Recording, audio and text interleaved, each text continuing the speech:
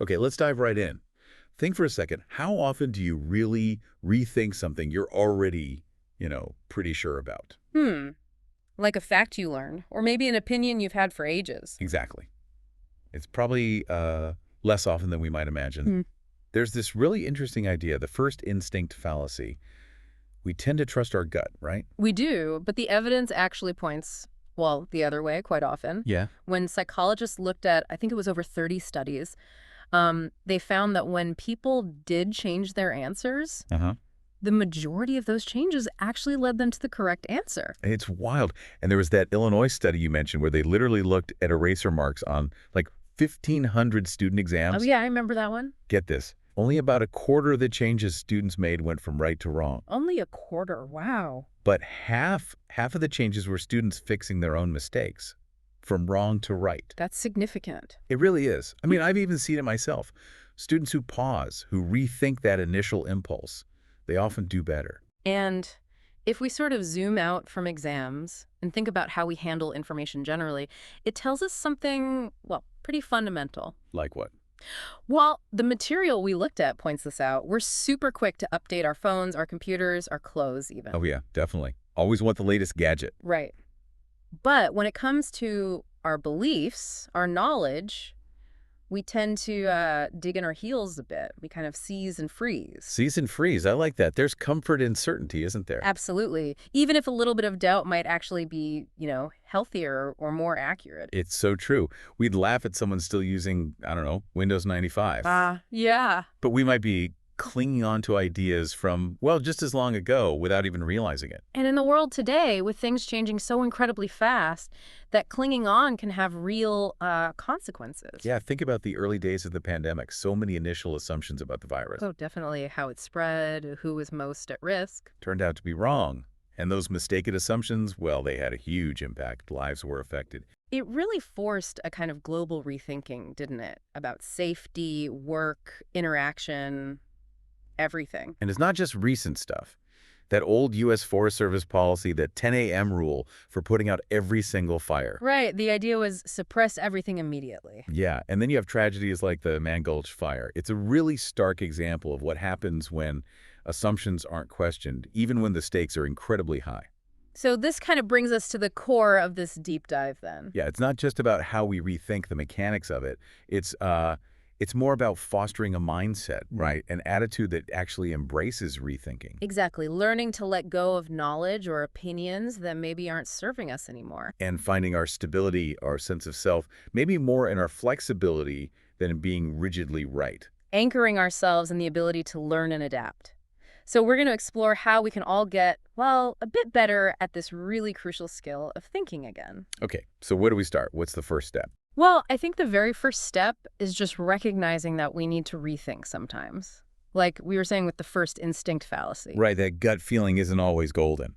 Not always. And that big review of 33 studies really hammers it home. Actively rethinking tends to improve accuracy. It's not a fluke. Okay, but there's that psychological pull, isn't there? That seize and freeze thing you mentioned. It feels safe, secure. It does. Conviction is comfortable. Doubt feels uncomfortable, uncertain. So we grab onto an idea and just kind of hold tight. Pretty much. It's like laughing at the old tech, but clinging to old beliefs, as you said. They feel familiar, even if they're outdated. And the world isn't slowing down, is it? I mean, the pace of change just keeps accelerating. Which makes that willingness to reevaluate, to update our mental software more vital than ever before.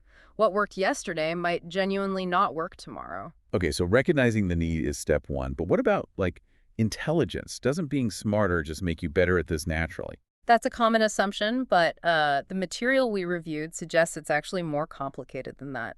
Sometimes high intelligence doesn't automatically translate to better rethinking. Really?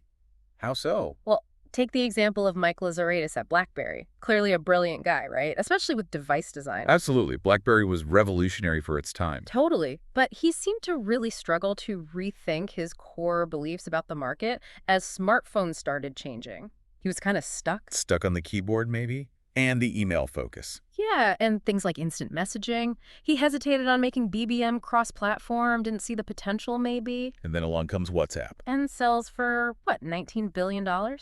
It shows how being brilliant in one area doesn't guarantee you can adapt your thinking when the landscape shifts. And wasn't there that letter from someone high up inside BlackBerry? Yeah, an anonymous letter basically saying the leadership just couldn't grasp the idea of a computer on a phone. They missed the boat because they couldn't rethink their existing success formula. Wow. Okay, so intelligence isn't the whole picture. What else gets in the way? Well, this brings us to something called the Dunning-Kruger effect. Ah, okay. I've heard of this. This is where people who aren't very competent at something. They also lack the ability to recognize their own incompetence. Right. They don't know enough to even know what they don't know. Exactly. Their lack of skill makes them poor judges of skill, including their own. Which is kind of the opposite of imposter syndrome then. Precisely. With imposter syndrome, you have people who are freely competent, but they feel like frauds. They doubt their own abilities constantly. Like that example of Hala Tomastodir. Running for president, lots of support, clearly qualified. But she herself apparently had moments of real doubt about whether she was up to the job. Her confidence didn't match her competence. It's fascinating how our self-perception can be so off Yeah. in either direction.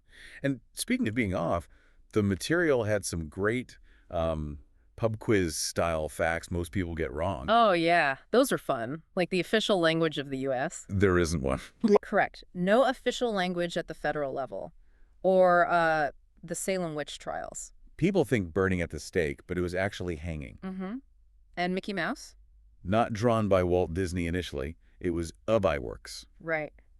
And the Great Wall of China from space? Nope, can't see it with the naked eye. Another myth. And the whole sugar makes kids hyper thing. Turns out the evidence for a significant effect, on average, is, well, pretty much non-existent. Mostly parental expectation.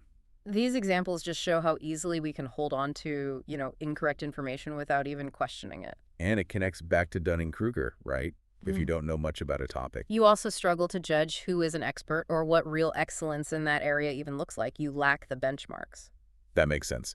So we might overestimate ourselves in things we think we're good at, like, say, conversation skills. Or driving. Most people think they're above average drivers. Huh? Yeah. Or trivia knowledge, maybe. Yeah. Where experience feels like expertise. But then if you ask someone about something they know they have zero experience in, like driving a Formula One car, Or reciting the alphabet backwards really fast. they tend to underestimate themselves. They know they lack the skill.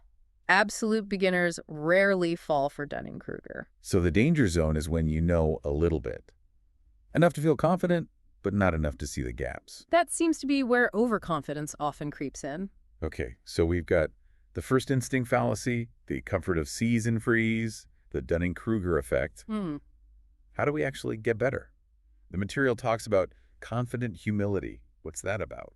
It's a really crucial idea. It's not about choosing between confidence and humility, but finding a blend of both. Okay, how does that work? Well, it means having confidence in your ability to learn, to figure things out, to tackle challenges. So belief in your potential. Exactly.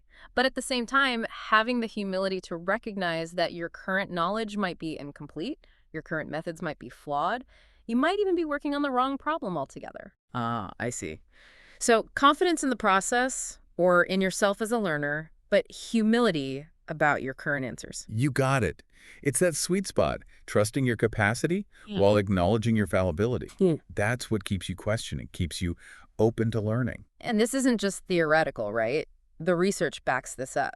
Yeah, there are studies from the US and China, actually, showing that the most effective, most innovative teams often have leaders who score high on both confidence and humility. They project strength, but they're also open. Kind of, yeah. They trust their ability to lead the team to a solution, but they're also aware they don't have all the answers themselves and are willing to listen and adapt. Okay, that makes a lot of sense. Now, what about those imposter thoughts? You said earlier they can actually be beneficial sometimes. That sounds completely backward. It really does seem counterintuitive, doesn't it? But think about why someone might feel like an imposter. Because they feel that they aren't good enough. They doubt themselves. Right. And what might that doubt motivate them to do? Work harder. Try to prove themselves. Ask more questions. Exactly. And that's what the research seems to show. That study with medical students was fascinating. What did it find? The ones reporting more imposter feelings, they actually had a better bedside manner. They were rated as more empathetic, more respectful, better listeners, better communicators with patients. Wow. Because they weren't acting like they knew everything. Perhaps they were maybe more attentive, more careful. And there was a similar finding with investment professionals. Hmm. Those with more imposter thoughts tended to get higher performance reviews. That's incredible. So feeling a bit out of your depth can actually make you better. It can make you a better learner. It pushes you off that pedestal of assumed expertise. As Elizabeth Crumray Mancuso put it, learning requires the humility to realize one has something to learn. Feeling like an imposter can provide that dose of humility. Makes you seek out other perspectives. Yeah, and there was that hospital study, too, with charge nurses, the ones who were initially hesitant about the leadership role, who maybe felt a bit like imposters. They turn out to be better leaders. More effective, yeah, because they were more likely to consult others, to seek second opinions, rather than just assuming they had the right answer. Okay, so humility, even when it feels like self-doubt, can be surprisingly powerful. Mm-hmm. What about the actual experience of being wrong? We usually see that as, well, failure. We do. It's often tied up with shame or embarrassment. But the material highlights people like Nobel laureates or those super forecasters we'll talk about. Mm-hmm. For them, being wrong isn't just acceptable. Sometimes it's actually thrilling. Thrilling. How can being wrong be thrilling? Because it means they've discovered something. They've learned something new. The goal isn't to try to be wrong more often, obviously, Okay. but to accept that it's going to happen, and when it does, to see it as data, an opportunity to refine your understanding to get closer to the truth. So shifting the focus from the ego hit of being wrong to the excitement of learning. Exactly. But it's tough because we have these internal mechanisms like the inner dictator, the material mentions. It's that internal voice that wants to suppress dissenting views, protect our ego, keep us feeling certain and consistent. And then externally, we have filter bubbles and echo chambers. Yeah. Algorithms feeding us what we already agree with. Right. Shielding our potentially wrong opinions, surrounding us with voices that just reinforce what we already believe, makes it really hard to encounter challenging information. So how do we fight that? How do we break out? A key idea is detachment. Detaching our present self from our past self. Meaning? Recognizing that the person you were a year ago or 5 years ago isn't exactly the person you are now. You've learned things, changed, hopefully. So not feeling bound by past opinions or mistakes. Yeah, and there's even research suggesting this is mentally healthy. People who feel more detached from their past selves tend to be less depressed. It allows for growth. Ray Dalio had that great quote. Oh, yeah. What was it? Something like, if you don't look back at yourself and think, wow, how stupid I was a year ago, then you must not have learned much in the last year. Huh. That's blunt, but it makes the point. Growth involves outgrowing past versions of ourselves. And crucially, it also involves detaching our opinions from our core identity. Okay, that feels like the really hard part. We often are our beliefs, right? We often feel that way. I'm someone who believes X. But if you define yourself too rigidly by your current opinions, changing your mind feels like you're losing a part of yourself. It feels threatening. So what's the alternative? The suggestion is to anchor your identity more in your core values. Things like fairness, curiosity, excellence, integrity, generosity. Okay. Your values can stay consistent, but you can remain open-minded about the best ways to uphold those values.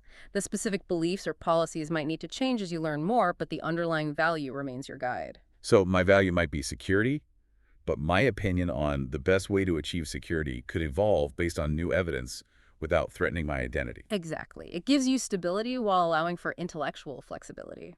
Okay, that's a helpful distinction. Now, you mentioned super forecasters and thinking like a scientist. Tell me more about that. Right. This ties into actively seeking out reasons why you might be wrong.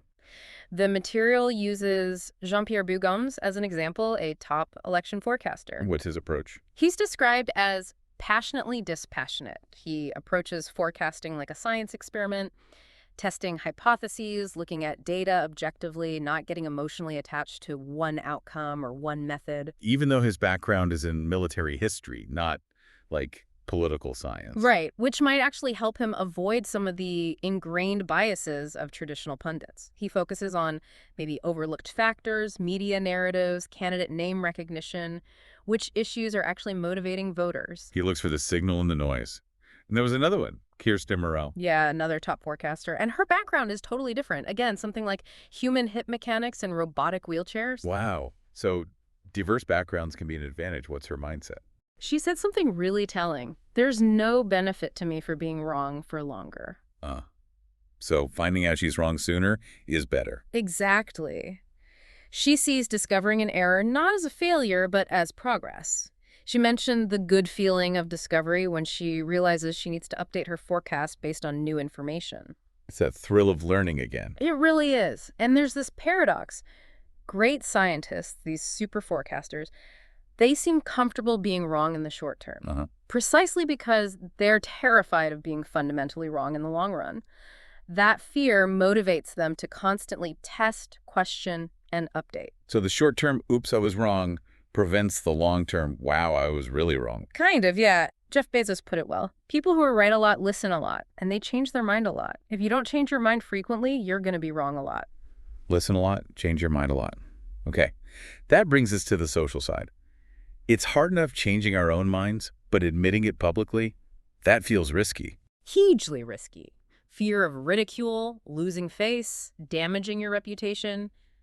It's a powerful deterrent. Definitely. But then you have stories like that physicist, Andrew Line. Oh, that's an amazing story. He had announced this huge discovery, finding a planet. And then realized he'd made a mistake in the calculations, a pretty major error. Right. And instead of trying to hide it or downplay it, he went to a major astronomy conference and publicly retracted his own finding, explaining the error. That takes guts. What happened? The audience gave him a standing ovation. They saw it as incredibly honorable, a mark of scientific integrity. Wow. So admitting the mistake actually enhanced his reputation. It seems so. It showed he valued truth over ego. It suggests that admitting mistakes doesn't necessarily make us look incompetent. Often it demonstrates honesty, self-awareness, and a commitment to learning. Okay, so being open about errors can be powerful. What about disagreement itself? Conflict within teams, for example. We usually think of conflict as bad. We do, but the material makes a really important distinction between types of conflict.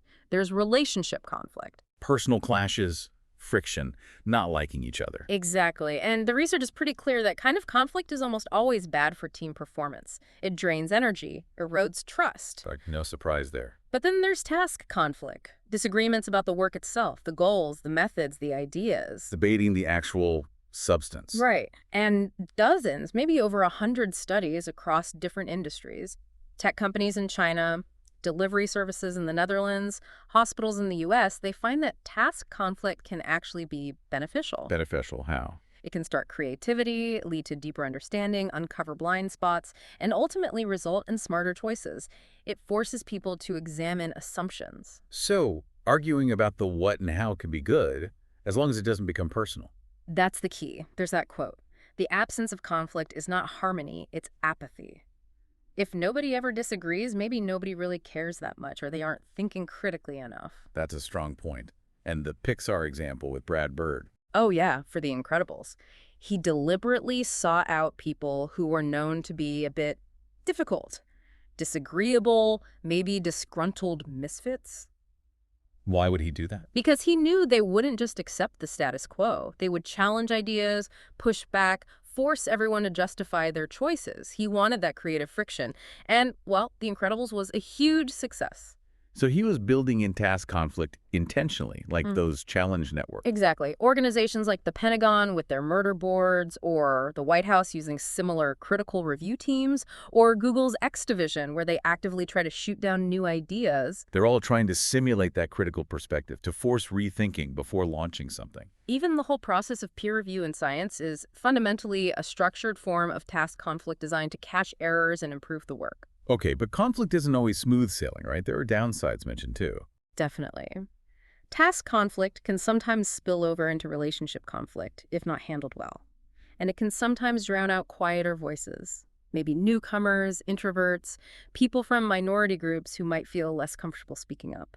And a high PPO effect. Right. The highest paid person's opinion. The boss speaks, and suddenly all the task conflict vanishes because nobody wants to challenge them. So how do you get the benefits without the pitfalls? How do you disagree without being, well, disagreeable? That's the goal, right? Disagreeing agreeably. It requires separating the idea from the person and focusing on the substance. And realizing that disagreeing isn't necessarily hostile. Exactly. The material points out that agreeableness, wanting social harmony, isn't the same as wanting cognitive consensus. You can actually show respect for someone's viewpoint by engaging with it seriously enough to challenge it. It shows you're taking them seriously. Yeah. And interestingly, even naturally agreeable people can become quite competitive and challenging in the right team environment if the goal is task-focused. Like John Walker at Pixar, working with Brad Bird. He didn't like conflict. But because Bird created that environment where challenging ideas was valued for the sake of the project, Walker learned to engage in it when he felt strongly about something important. It's about the culture you create. Now, one more barrier mentioned is this illusion of explanatory depth. What's that? This one is fascinating. It's our tendency to think we understand how things work much better than we actually do. Like everyday objects. Exactly. Take a bicycle. Most people feel they understand how a bicycle works. Yeah, pedals, chain, wheels. Seems simple enough. But then, if you ask them to draw the frame, pedals, chain, and gears in detail, showing exactly how it functions, people really struggle. They realize how superficial their understanding actually is.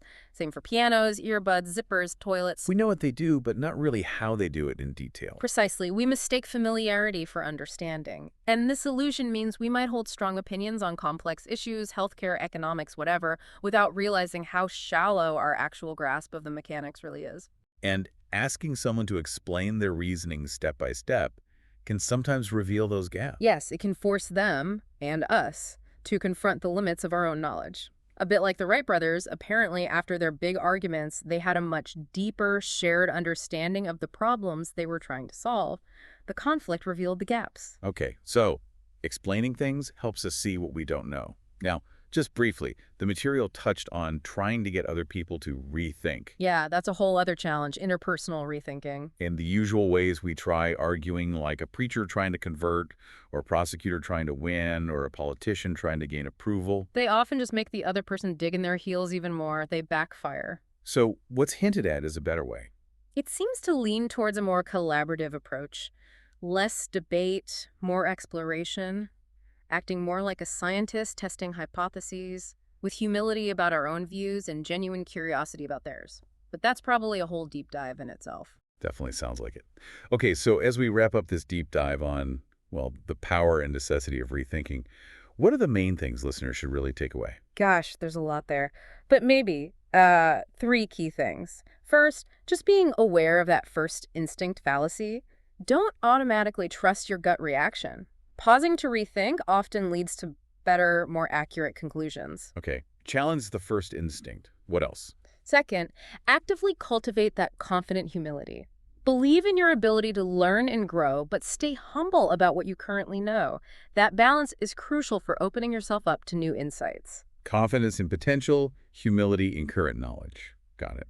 And third, Maybe understanding the value of task conflict. Don't shy away from constructive disagreement about ideas and methods. It's often where the best thinking happens, as long as it doesn't get personal. Remember, apathy isn't harmony. right. And underlying all of that, maybe, is the idea of detaching our identity from our opinions. Defining ourselves by values allows our beliefs to evolve more easily. That's a great way to summarize it. It allows for that mental flexibility. So here's a final thought for everyone listening, thinking about everything we've just discussed. The limits of our intuition, the illusion of understanding, the benefits of doubt. What's one belief you hold, maybe quite strongly, that you might now be willing to put under the microscope? Yeah, what's something you could examine with fresh eyes, maybe with those scientist goggles on? As we've seen, rethinking isn't a destination. It's an ongoing process. So what's one small step you could take, maybe even today, to nudge yourself towards being just a little more open, a little more curious about your own knowledge and your own opinions?